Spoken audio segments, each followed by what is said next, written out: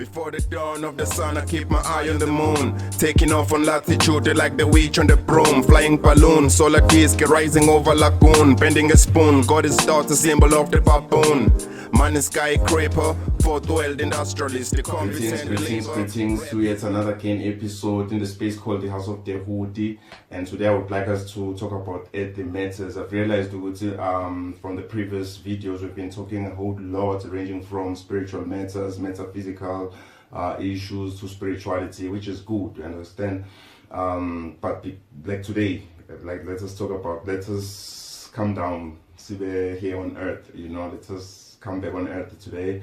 Because there's above, so below. We cater for both horizons of being. You understand that the etheric spiritual self, which is the casual self, and also the gross physical earthly self. You understand? So we form the bridge between these two spheres of existence, which makes a microcosm, a human being. Yeah. So I'm so concerned about this integration as Black people, most especially in the southern parts of Africa, here in South Africa, aka Umzansi. Given that there are there's a wide array of factors that contribute to our disintegration. I've realized that living here in South Africa with Mzansi consciousness, one gets to be inclined in identifying with his or her own ethnic clustering. You understand? Yeah, you find the Basotho even at workplaces. In like different institutions. Schools, blah blah blah, universities. But you find like Basothos being packed there, their corner. The Zulus being packed there, their corner. The Xhosas being grouped there, their corner, and Bapetis being grouped there at their corner. You understand that is us South Africans. You understand? We're sort of like hinders a whole lot when it comes to the prospect of our Black sovereignty. It's true what Ndate Eskiam Pahlele, the Honorable Ndate, who proposed the clause, the educational clause in 1955 in Cape Town during the drafting of the the dubious Freedom Charter. He used to profess that we are more than our tribes. We are just more than our tribes, because now this thing comes along with the whole wiping of the generational memory. You do reckon that in South Africa, it goes as further as to, creating these, these social narratives, which perpetuates more further in disintegration. We have AMA 2000s, and then we have the 90 babies. Those who were born AMA 90s called AMA 2000, AMA born freeze, and you have the 80s.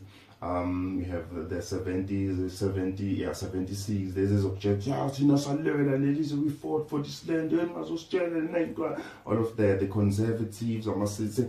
So all of these people with different perceptions when it comes to perceiving themselves, ourselves, our environment, like our nation as a whole. So we are all packed in this one country with this sort of disintegration amongst ourselves, so I think again with him now with the generational wiping of memory, the generational wiping of memory, like today you'll be much more likely to sit with a Zulu guy who'll be like, the Zulu tribe started in Oshaka, Amalandela, you understand, they were Bedi House, Kukune, Basotho, Moshweshwe, the Xhosas, Clinta, or, so, with less, with not like so much in trying to find the, like the timeline, the historical timeline, that was prevalent way back before all of those like heroes, I do recognize their input, you understand, in terms of like creating, the South African historical narrative, but we were something, I believe, way before them, before we were even clustered or grouped into these tribalistic sect, you know, most especially after the past migrations, you know, from Enyagat or from the north, you understand? I believe at one point we were just the Bantu people, yes, like maybe clustered into, but I don't believe we were at this like tribalistical like frameworks, you understand, that we have grown out to be right now. And now the wiping off the generational memory, you'll be much more likely to see or to hear a Zulu guy talks about the whole inception of the Zulu tribe, you know, from Omalandela to Ushaga, you understand? In as much as now subsequently in the future, right? Say maybe about 2060 something, you know. I want to see that we got 2000s, we got the youth called 2000s, and we have like the 90s. Probably there will be like 60, like 60 babies at then, with the perception, with the consciousness, with the state of consciousness of knowing that Nelson Mandela was who Shaka Zulu is to a Zulu guy, like at this prevalent moment, you understand? So there is like pieces, you know, of a history, historical timelines that keeps on, you know, getting left behind as time glides on from one generation to the other. And I think it's deliberately made to be so, you know, because we're talking about the history that was also, you know, forged or formulated by the same Western armchair scholars who once came here and collected all the intellectual property, you know, and they turned to formulate it in a template of, you know, the academical syllabus, you know. They came back with it, and they taught us, you know, and they taught us who we are. Can you even imagine that? You understand? Yeah. So before Abo Shaga, Moshwesho, we were something. We were Bantu people. You understand? Under one black sovereignty. I'm not saying there were no village or clan wars at then. There were. You understand? There were. But now we really have to. I think that it's pivotal to dig through the timelines of the history in order to understand where are we from, you know, so to give us a direction at this current moment, where are we going, about envisaging the future.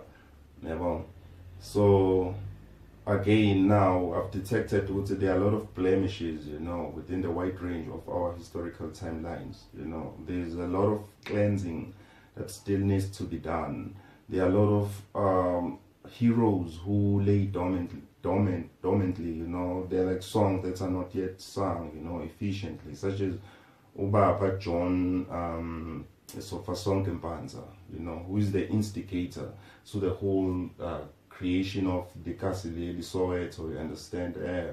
We've like, I think we could say, like, you know, we should be having a statue of Ubaba Mpanza, you understand? Yeah, like somewhere around the Soweto, you understand? Yeah, there's just like a wide array of these unsung heroes, you understand? Why? Because now the very history that we are sitting with or aware of was the syllabus that was drafted by the very same colonizer, you understand? So along the process, they are the exponents in wiping away the memory, you know, within this the vast systematically attempt of generational wiping of memory, you know?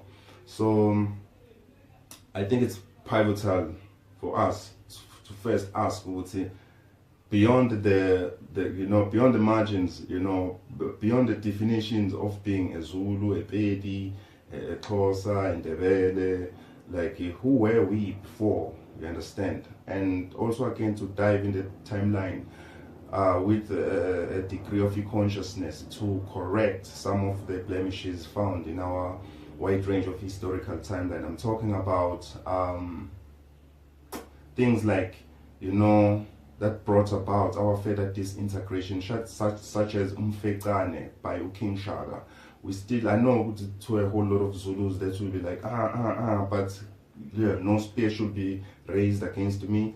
But guys, like, we need to correct the timeline here to a history. We understand, like, the Matebele, especially the northern Matebele, you know what Ntate Mzilikazi did after running away from Shaka's pursuit and his soldiers, you know, was just like, you know, rounding about, like moving about, like he headed towards the north, you know. So along the way, he met up other clans belonging from different tribes, like the Batuanas, you understand, whom he stole a whole lot of intellectual property, cattle, what not, and sort of like he brought about the hegemony to incorporate other Tuana tribes under the Matebele, you understand, which was what he was running away from, you know, so all of those things, you understand, because within the karmic cycle of our ancestral gene pool, you understand that those things, they are being incurred, you understand that, and they have very resonant, you understand that, from a past day to resonating to a present day, you understand, which is another factor contributing to our further disintegration, you know what I mean? So this land itself needs to be cleansed. We understand that there's a lot of blood that we are stepping on, calling for atonement, you understand. So I'm not gonna be much with this because I don't want to talk about a whole lot of sensitive issues, but I'm concerned about our disintegration, you understand. We can't even come together for a common purpose over small things, you know. Currently we are sitting with this wave of you know, what Abraham Traore from Burkina Faso is doing, understand, having to vehemently reject or bash against the Western or Eurocentric imperialism and neocolonialism, especially by France. So, like, we've been making a whole lot of noise, you understand, especially in cyberspaces, you know, about supporting the Captain Ibrahim, supporting Burkina Faso. Yeah, France should, you know, like, France should keep their dirty hands off, you know, Burkina Faso, what's not, which is good, right?